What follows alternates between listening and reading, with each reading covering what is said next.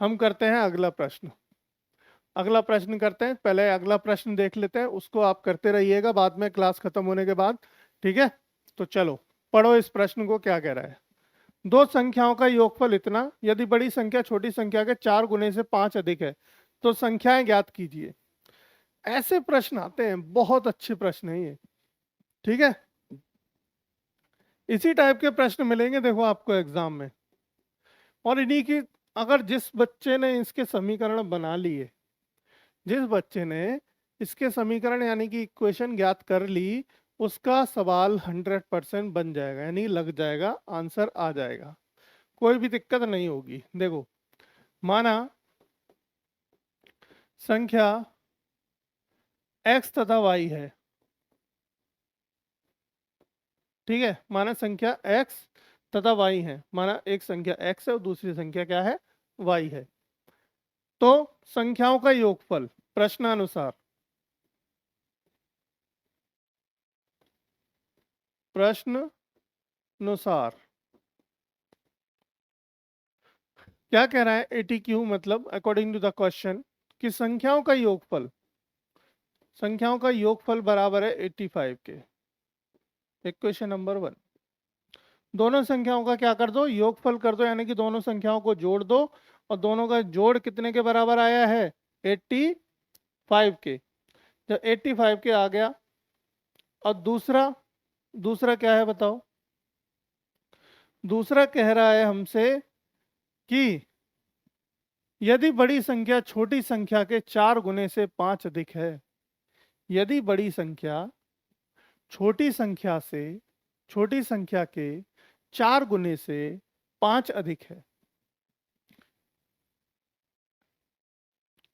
तो इसके लिए क्या होगा, यदि बड़ी संख्या यानी कि x, ठीक है, छोटी संख्या के 4 गुने से 5 अधिक है, बराबर कर देते हैं, छोटी संख्या मान लेते हैं y के 4 गुने से, 4 गुना कर दिया 4 से 5 अधिक है, मतलब 5 बढ़ा दिया, यानी ये बन गया इक्वेशन एक और। इसका मतलब क्या हुआ, इसका मतलब ये हुआ, देखो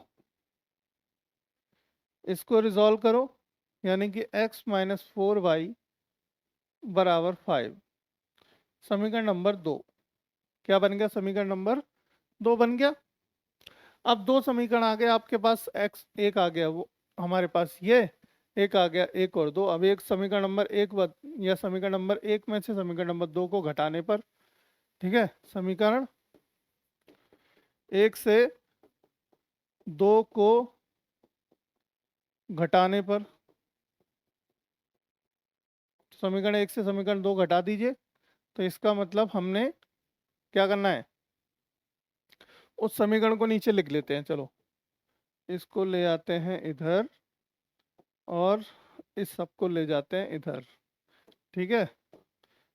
कलर चेंज कर दो इसका, थोड़ा सा अलग दिखने लगे ताकि, ठीक। और इसका भी क्या कर दो, चेंज, इसको भी क्या कर दो, चेंज, दोनों कलर चेंज।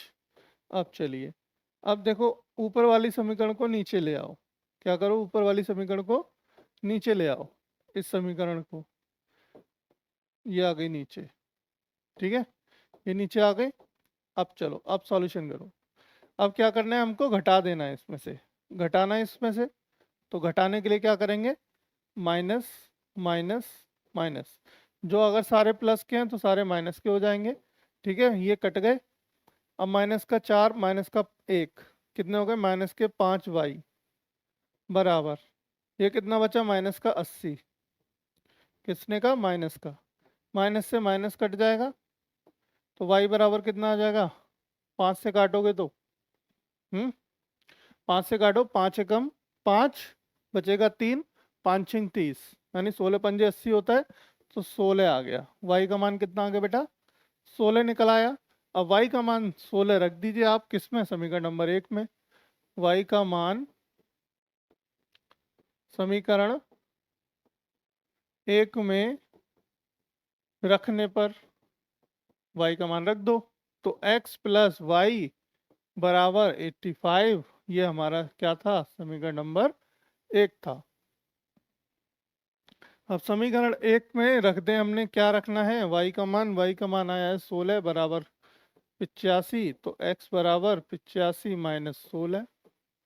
ठीक है, तो x बराबर 15 घटाएंगे कितना बचेगा 70, और एक और घटा दो कितना बचा 69, तो x का मान कितना आ गया 69।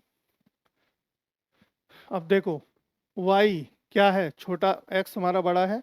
अब देखोगे इसका कितना 4 गुना, 16 चौका 64, और 64 में 5 जोड़ दो तो 69, 64 में 5 जोड़ दो तो कितो 69, यानी कि बात हो गई क्लियर।